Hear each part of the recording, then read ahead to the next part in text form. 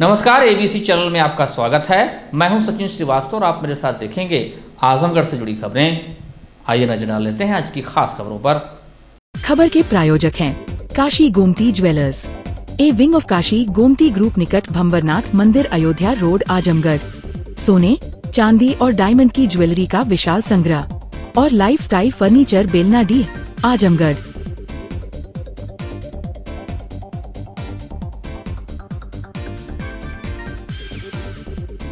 शारदीय नवरात्र के पहले दिन सोमवार को घर घर में कलश स्थापना के साथ मां का आह्वान किया गया। हर दिल में आस्था की हिलोरें उठीं तो आसपास के लोग भी पूजा में शामिल हुए। घर की पूजा के बाद हर कदम चल पड़े थे देवी दरबार की ओर। रास्ते में से लेकर मंदिरों में मां का जयकारा लग रहा था।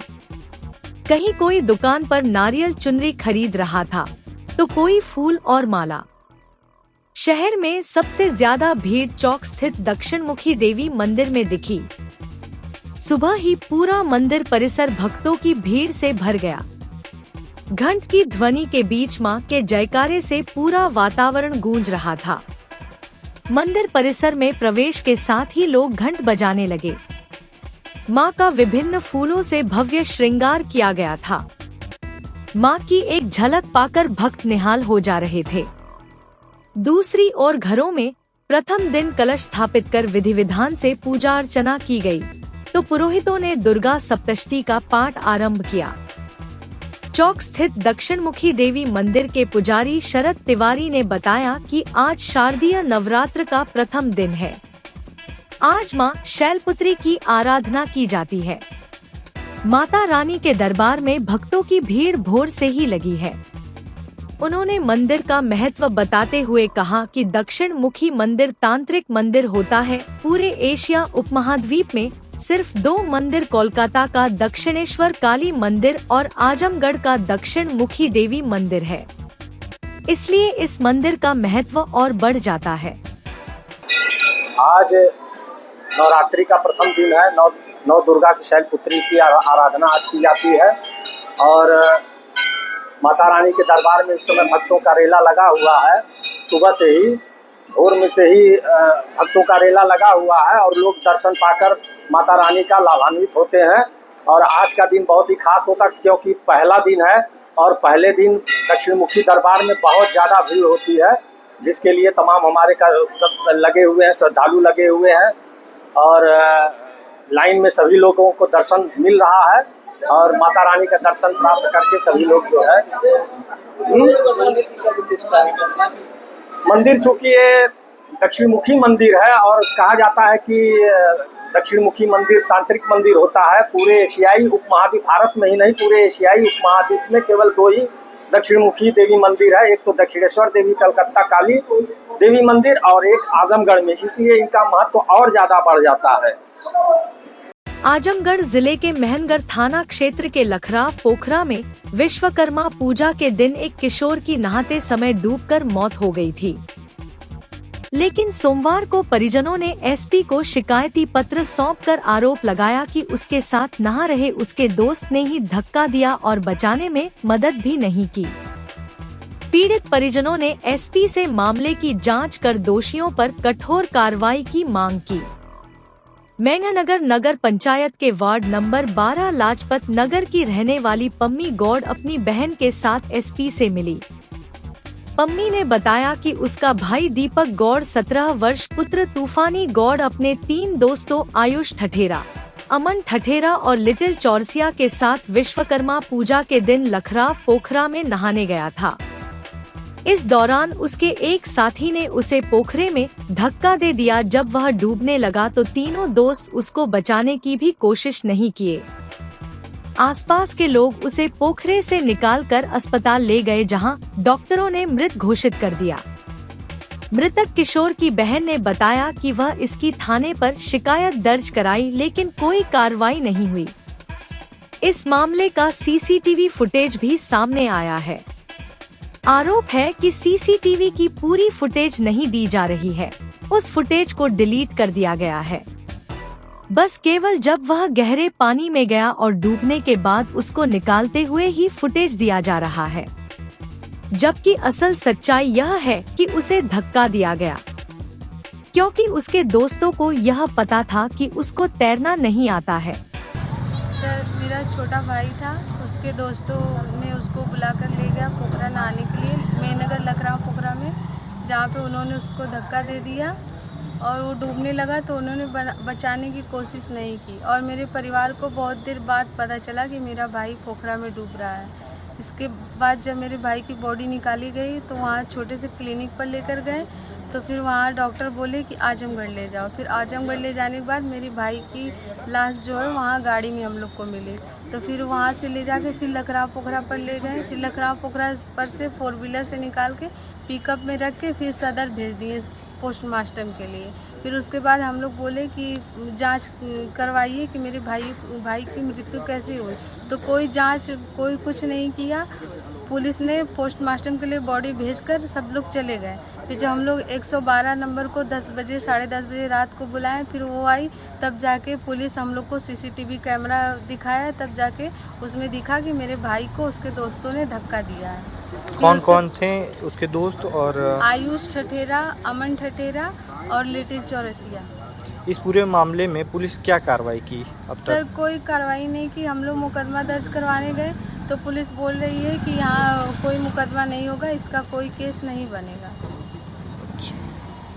और वहाँ के लोग ये भी बोल रहे थे कि कैमरा खराब हो गया। हाँ सर, हम लोग पूरी वीडियो की जांच करवाने के लिए बोले तो वो लोग कह रहे हैं कि वीडियो डिलीट हो गया है, कैमरा खराब हो गया, पूरी वीडियो की जांच नहीं हुई। बस जब तक मेरा भाई डूब गया फिर निकाला गया उतनी ही वीडियो हम लोग को मिली है, बाकी और पूरी वीडियो डिलीट कर दी गई है। उस वीडियो में क्या दिख रहा है? सर, वो मेरे भाई को धक्का दे करके ऐसे पानी कर दिया, और उसके दोस्त जानते थे कि मेरे भाई को तैरने नहीं आता है, फिर भी वो सब धक्का दे दिया उसको। ये सब सारा मामला षड्यंत्र के तहत है जी। तो एसपी साहब से आज आप लोग मिले तो एसपी साहब ने क्या बोला? सर, एसपी साहब ने बोला कि आगे कार्रवाई की जाएगी। वहीं एसपी ग्रामीण चिराग जैन ने बताया कि 5 दिन पूर्व मेघनगर में एक किशोर की डूबने से मौत हुई थी। मामले में सभी विधिक कार्रवाई पूरी कर ली गई थी, लेकिन उसके परिजनों ने आरोप लगाया कि उसकी डुबोकर हत्या की गई। इस मामले में एक CCTV फुटेज भी सामने आया है, जिससे 3-4 बच्चे पोखरे में नहा रहे हैं। इस दौरान किशोर गहरे पानी में चला गया। चूंकि सभी बच्चे ही थे, हो सकता है कि बचाए न हो। फिर भी SP सिटी को जांच सौंपी गई है। जांच में जो तथ्य प्रकाश में आएंगे उसके आधार पर कार्रवाई की जाएगी। एक 17 वर्षीय लड़के की डूबने से कुछ 4-5 दिन पहले मृत्यु हुई थी, जिसमें उनका पोस्टमार्टम करा के सारी विधिक कार्रवाई की जा चुकी थी। परिवारजनों का ये आरोप बाद में लगने लगा कि उसकी डूबोकर हत्या की गई है। इसमें जांच जब की गई तो एक CCTV फुटेज प्राप्त हुई। CCTV फुटेज में यह देखा जा रहा है कि 3-4 बच्चे उस पोखरे में नहा रहे हैं और कुछ देर बाद वो लड़का जिसकी मृत्यु हुई है वो काफ़ी गहराई की तरफ चले जाता है, और जब क्योंकि बच्चे थे हो सकता है बचाने का प्रयास नहीं कर पाए, जिस कारण वो बच नहीं पाया और उसकी मृत्यु हो गई। इसमें और गहराई से जांच हमारे द्वारा की जा रही है और भी चीज़ों को स्पष्ट करने का प्रयास किया जा रहा है। SC सिटी को इस संबंध में जांच भी आवंटित कर दी गई है। जांच में जो भी तथ्य प्रकाश में आएंगे उनके आधार पर कार्रवाई की जाएगी। सोमवार को शारदीय नवरात्रि के प्रथम दिन महाराजा अग्रसेन जयंती के अवसर पर हवन पूजन का कार्यक्रम सकुशल संपन्न हुआ। सर्वप्रथम हर वर्ष की भांति इस वर्ष भी प्रातः 8 बजे अग्रसेन चौक पर महाराजा अग्रसेन की प्रतिमा पर माल्यार्पण एवं पूजन के पश्चात गुरु घाट पर बालक दास ट्रस्ट मंदिर में पूजन, उसके उपरांत श्री अग्रसेन कन्या इंटर कॉलेज तथा श्री अग्रसेन महिला महाविद्यालय में हवन पूजन के पश्चात प्रसाद वितरण का कार्यक्रम हुआ। तत्पश्चात श्री अग्रवाल धर्मशाला एवं भंडार में भी विधिवत हवन पूजन एवं प्रसाद वितरण का कार्यक्रम संपन्न हुआ। इस अवसर पर श्री अग्रवाल हितकारिणी न्यास ट्रस्ट के पदाधिकारी गण एवं सदस्यगण व अग्रवाल समाज के लोगों की उपस्थिति रही। साथ ही साथ श्री अग्रसेन कन्या इंटर कॉलेज एवं श्री अग्रसेन महिला महाविद्यालय की प्राचार्य व प्रधानाचार्य तथा शिक्षक, शिक्षणेतर कर्मचारी भी उपस्थित रहे। इस कार्यक्रम की विस्तृत जानकारी देते हुए श्री अग्रवाल हितकारिणी न्यास ट्रस्ट के मंत्री शशि भूषण अग्रवाल ने बताया कि महाराजा अग्रसेन जयंती का कार्यक्रम एक सप्ताह पूर्व से ही प्रारंभ हो चुका है। उसी क्रम में आज का यह कार्यक्रम संपन्न हुआ। आगामी 23 सितंबर 2025 को महाराजा अग्रसेन की शोभायात्रा निकाली जाएगी। इसके पश्चात शाम 5 बजे से सांस्कृतिक कार्यक्रम का आयोजन होगा व 24 सितंबर 2025 को भी बृहद रूप से सांस्कृतिक कार्यक्रम का आयोजन होना है, जिसमें अग्रवाल समाज के अग्रबंधु व महिलाएं भारी संख्या में उपस्थित रहेगी। आज प्रत्येक वर्ष की भांति इस वर्ष भी श्री अग्रवाल हितकारिणी न्यास ट्रस्ट आजमगढ़ द्वारा महाराजा अग्रसेन जयंती समारोह मनाया जाता है। आज शारदीय नवरात्र का प्रथम दिन है। आज ही के दिन महाराजा अग्रसेन जी की जयंती हम लोग मनाते हैं। आज इसी कार्यक्रम के तहत आज हम लोगों ने सिविल लाइन स्थित अपने महाराजा अग्रसेन चौक से हवन पूजन का कार्यक्रम शुरू किया। बालक दास मंदिर, इंटर कॉलेज और अब डिग्री कॉलेज में हम लोगों ने ये हवन पूजन किया है। इसके पश्चात हम लोग अग्रवाल धर्मशाला में आज का कार्यक्रम करके आज का प्रथम दिन रहेगा। कितने दिन तक चलता है कार्यक्रम? ये कार्यक्रम हम लोग का 3 दिवसीय है। कल हम लोग का महाराजा अग्रसेन चौराहे से शोभा यात्रा निकाली जाएगी, जो नगर के विभिन्न मार्गों से होता हुआ पुनः श्री अग्रसेन कन्या इंटर कॉलेज आजमगढ़ में समाप्त होगा। तत्पश्चात इंटर कॉलेज और डिग्री कॉलेज का वार्षिकोत्सव कार्यक्रम भी आयोजित होता है, जिसमें हमारे कॉलेज की छात्राओं को हम लोग उनको सम्मानित भी करते हैं और सांस्कृतिक कार्यक्रम भी होता है। 24 तारीख को पूरे समाज के द्वारा इसी महाविद्यालय प्रांगण में सांस्कृतिक कार्यक्रम होता है, जिसमें समाज के सभी वर्ग, महिलाएं, बच्चे, पुरुष सब लोग सहभागिता करते हैं और सांस्कृतिक कार्यक्रम के द्वारा संपन्न होता है। रात्रि भोजन के पश्चात कार्यक्रम को समाप्त किया जाता है। अपराध व अपराधियों के खिलाफ चलाए जा रहे विशेष अभियान के तहत पवई थाना पुलिस ने सोमवार को बड़ी कार्रवाई की। पुलिस अधीक्षक डॉक्टर अनिल कुमार के निर्देशन में गैंगस्टर एक्ट के अभियुक्त रवि नोना उर्फ रवि लोना की अवैध संपत्ति को कुर्क किया गया। अभियुक्त रवि नोना पुत्र रतिलाल निवासी शाहपुर फिरोजपुर थाना जलालपुर अंबेडकर नगर लंबे समय से अपराध जगत में सक्रिय रहा है। उसने चोरी, लूट, डकैती, छिनैती और हत्या के प्रयास जैसे कई गंभीर अपराधों को अपने गिरोह के साथ मिलकर अंजाम दिया। अभियुक्त के खिलाफ अब तक 35 मुकदमे दर्ज हैं, जिनमें आजमगढ़, अंबेडकर नगर, वाराणसी, जौनपुर और सुल्तानपुर जनपदों के थाने शामिल हैं। पुलिस के अनुसार रवि नोना ने अपराध से अर्जित अवैध धन से अपनी पत्नी के नाम पर एक सेकेंड हैंड बोलेरो वाहन 5 वर्ष पूर्व खरीदा था। वाहन की कीमत लगभग 1,36,000 रुपए आंकी गई है। इस संपत्ति को गिरोहबंद एवं समाज विरोधी क्रियाकलाप निवारण अधिनियम 1986 की धारा 14(1) के तहत जब्त करने का आदेश इसी 8 सितंबर 2 को जिला मजिस्ट्रेट आजमगढ़ रविंद्र कुमार द्वारा जारी किया गया था। आदेश के अनुपालन में सोमवार को पवई थाना प्रभारी प्रदीप कुमार मिश्रा के नेतृत्व में उपनिरीक्षक Lal Bahadur Bind, head constable Manjeet Thakur, constable Rakesh Kumar Gaur, Ashfaq Ansari और अनुराग यादव ने बोलेरो को नियमानुसार कुर्क कर लिया। एसपी ग्रामीण चिराग जैन ने बताया कि गैंगस्टर रवि नोना द्वारा अपराध जगत से अर्जित धन से एक बोलेरो खरीदी थी, जिसे आज जिला मजिस्ट्रेट के आदेश पर कुर्क कर दिया गया है। इसके साथ ही इसकी अन्य संपत्तियों की जांच चल रही है। देखिए, थाना पवई के अंतर्गत एक अपराधी था जिसपे पूर्व से लगभग 35 मुकदमे दर्ज थे। 2016 से ही काफ़ी सक्रिय अपराधी ये रहा है, जिसके ऊपर 35 मुकदमे दर्ज किए जा चुके हैं। इसकी अवैध संपत्ति की जानकारी हमारे द्वारा की जा रही थी। 2024 में इसके विरुद्ध गैंगस्टर के अंतर्गत मुकदमा भी दर्ज किया गया था, जिसके अंतर्गत हमारे द्वारा 14(1) के अंतर्गत धारा में इसके द्वारा अवैध रूप से अर्जित संपत्ति की जानकारी की जा रही थी, जिसमें इससे एक बोलेरो वाहन की जानकारी प्राप्त हुई थी।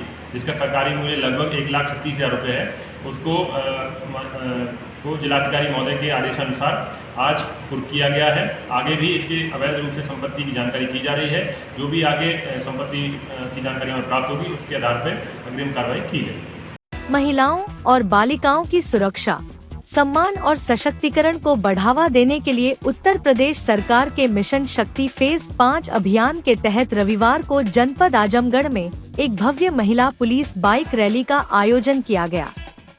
यह रैली पुलिस लाइन आजमगढ़ से शुरू होकर शहर के प्रमुख चौराहों और तिराहों से होते हुए नगर में जागरूकता फैलाने का कार्य कर रही है। मिशन शक्ति फेज 5 के तहत आयोजित इस महिला पुलिस बाइक रैली को पुलिस उपमहानिरीक्षक आजमगढ़ परिक्षेत्र सुनील कुमार सिंह और पुलिस अधीक्षक आजमगढ़ डॉक्टर अनिल कुमार ने पुलिस लाइन आजमगढ़ से हरी झंडी दिखाकर रवाना किया। रैली शहर के विभिन्न स्थानों जैसे सिविल लाइन चौकी तिराहा, अग्रसेन चौराहा, कोतवाली, बड़ादेव तिराहा, शंकर तिराहा, चौक चौराहा, पुरानी कोतवाली, तकिया तिराहा, पहाड़पुर तिराहा, मुकेरीगंज तिराहा, हर्रा की चुंगी तिराहा, कोट चौराहा, दलाल घाट तिराहा, काली चौरा तिराहा, गांधी तिराहा और रैदोपुर तिराहा आदि स्थानों से होकर गुजरी। इस अभियान का उद्देश्य महिलाओं और बालिकाओं को उनके अधिकारों, सुरक्षा हेल्पलाइन नंबरों, साइबर अपराध से बचाव और कानूनी जानकारी से अवगत कराना है। रैली में महिला पुलिस कर्मियों ने नागरिकों को हेल्पलाइन नंबर 1090, 112, 181, 1076, 1098 और आत्मरक्षा के उपायों के बारे में जानकारी दी। पुलिस उप महानिरीक्षक सुनील कुमार सिंह ने कहा कि मिशन शक्ति फेज 5 का उद्देश्य महिलाओं की सुरक्षा सुनिश्चित करने के साथ उन्हें सशक्त और आत्मनिर्भर बनाना है। उन्होंने बताया कि अभियान के तहत एंटीरोमियो दस्ते बनाए जाएंगे और स्कूल, कॉलेज एवं गांवों में चौपाल लगाकर महिलाओं और बालिकाओं को जागरूक किया जाएगा।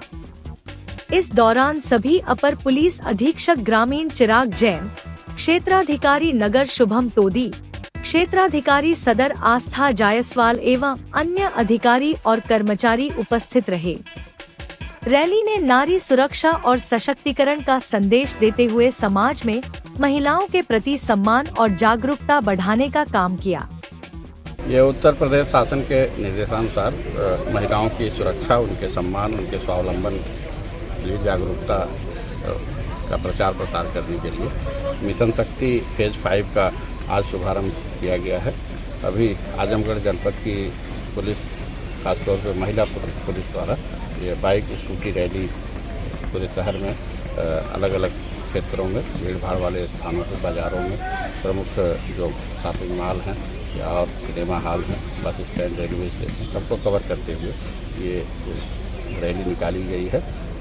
इसका मुख्य उद्देश्य लोगों में महिला सुरक्षा के प्रति संवेदनशीलता जागरूक करना, जो असामाजिक तत्व हैं, गुंडे हैं, सोहते हैं, बदमाश हैं, उन पे पुलिस कर्मियों द्वारा नकेल स्थापित करना और महिलाओं में सुरक्षा और स्वावलंबन की भावना विकसित करना है।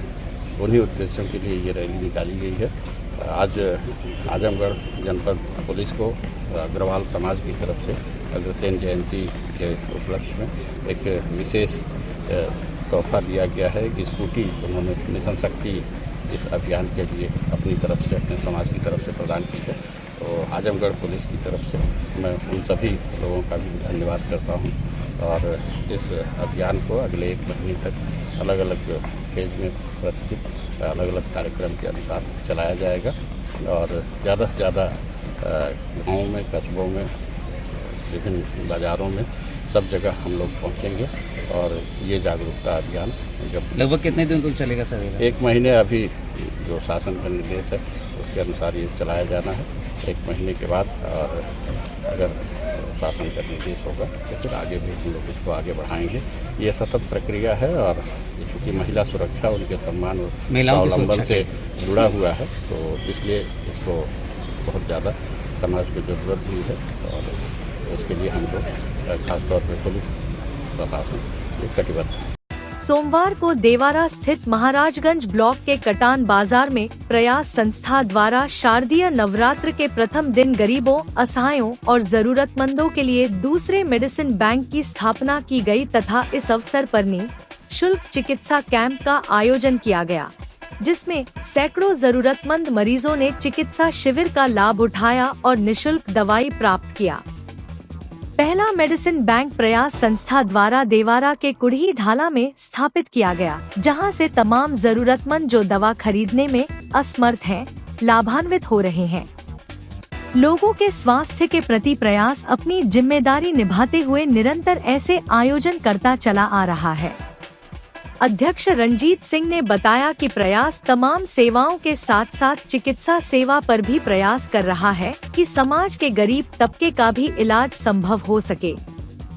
आज के इस चिकित्सा कैंप में doctor Moin Khan, doctor Kamran Faizi, doctor Chandrakesh Yadav, doctor Mohammad Faizan सहित स्थानीय डॉक्टर राम आसरे, डॉक्टर ब्रिजराज प्रजापति ने अपनी निःशुल्क सेवाएं प्रदान की।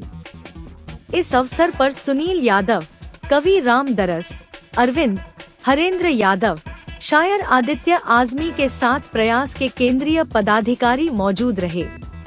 प्रयास सामाजिक संगठन सदैव जो समाज के वंचित हैं, शोषित हैं, पीड़ित हैं, अभाव में जीवन जी रहे हैं, उनके लिए निरंतर कार्य कर रहा है। और आज महाराजगंज ब्लॉक के कटान बाजार में प्रयास सामाजिक संगठन द्वारा प्रयास मेडिसिन बैंक की स्थापना की गई, जिसके तहत जो है जो समाज के बेहद असहाय हैं, कमज़ोर हैं, दवा खरीदने में असमर्थ हैं, उनको इस मेडिसिन बैंक के माध्यम से दवाएं प्रदान की जाएगी। यह संगठन द्वारा दूसरा मेडिसिन बैंक यहाँ पर स्थापित किया गया है। पहला मेडिसिन बैंक कुढ़ी ढाला पर स्थापित किया गया था और निरंतर यहाँ पर जो है आज मेडिसिन बैंक के स्थापना दिवस पर निःशुल्क चिकित्सा कैंप का भी आयोजन किया गया और प्रयास सतत प्रयासरत है। जो समाज के जरूरतमंद है उनके लिए निरंतर काम करता रहेगा। जय प्रयास, जय Bharat. Kashi Gomti jewellers, A wing of Kashi Gomti group निकट भंबरनाथ मंदिर, अयोध्या रोड, आजमगढ़।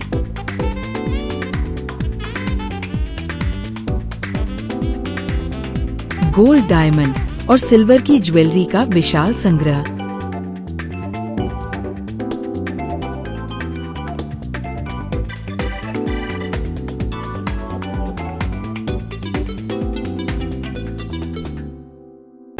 शादी के गहनों का संपूर्ण पैकेज मात्र 1,51,000 रुपए में। शुद्धता की 100% गारंटी।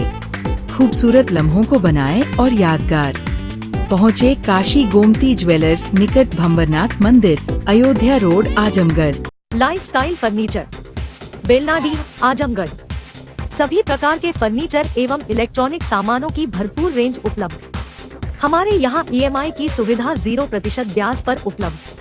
इलेक्ट्रॉनिक सामानों में LED TV, refrigerator, washing machine, air conditioner, air cooler, deep freezer, water cooler, mixer juicer, iron, fan, induction, battery, inverter, electric geyser, gas geyser, आटा चक्की इत्यादि। फर्नीचर के सामानों में बेड, गद्दा, सिंगारदान, अलमीरा, sofa, table, chair, rack, stool, संदीली, सीढ़ी, डाइनिंग टेबल, झूला आदि। शादी विवाह की हो तैयारी या ऑफिस और घर के लिए सामानों की करनी हो खरीदारी, पहुँचिए लाइफस्टाइल फर्नीचर, बेलनाडी, आजमगढ़।